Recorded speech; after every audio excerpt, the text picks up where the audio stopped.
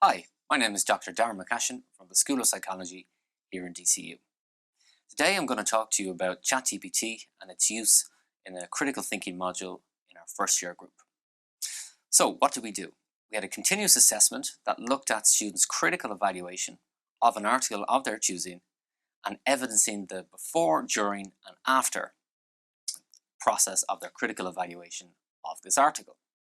So students could pick any article, for example, the misuse of alcohol in Ireland, the impact of social media on our mental health, and they were tasked with critically evaluating the claims in that article.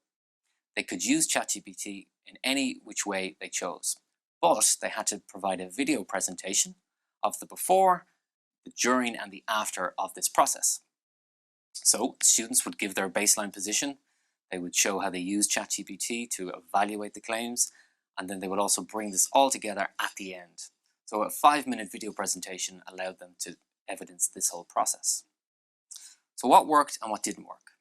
Well, what worked?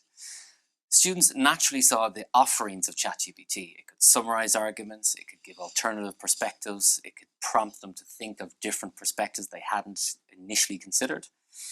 It was useful in terms of its speed at which it could do this, and was efficient for generating these alternative angles that could ultimately inform their critical evaluation.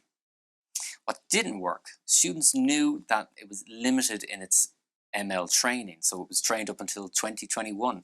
Students realized that it couldn't corroborate references, nor could it fact check certain claims in articles. Those inherent limitations informed a couple of key lessons that I would like to touch on now.